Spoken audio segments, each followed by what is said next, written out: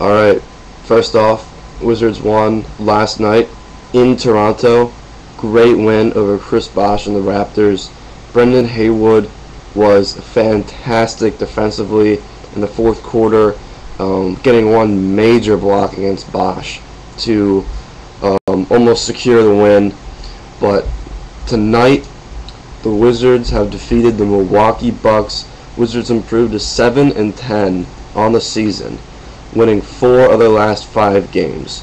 These are the Wizards we all know and love, and these are the Wizards that we all know that, we know Wizards can play like this, and they're just starting to show it, and it's just really exciting.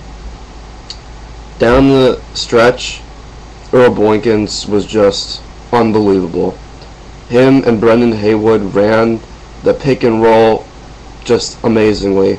Earl, with 10 seconds left, I was almost sure they were going to give it to Gilbert, but instead Earl takes it himself, pulls a step back move on Jennings, pump fake, gets it in the air, 2 free throws, makes the first one, and then the decision was, do you miss it, taking a little bit of time off the clock, or do you just make it and play it safe?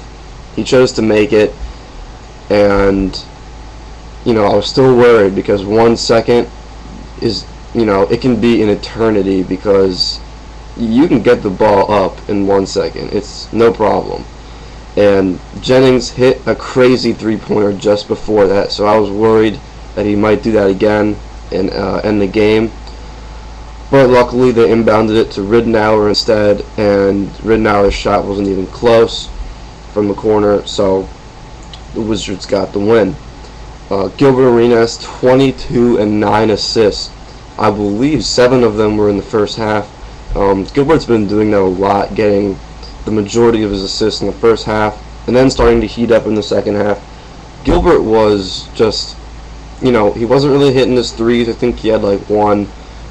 He drove to the lane a few times, got to the line, a few times, but it was a mid-range jumper that really, got him the bulk of his points today, and we haven't seen Gilbert do that too much over the course of the season, but I'm starting to like it, and if it works, then Gilbert, keep going with it, because 22 points, 9 assists, great night.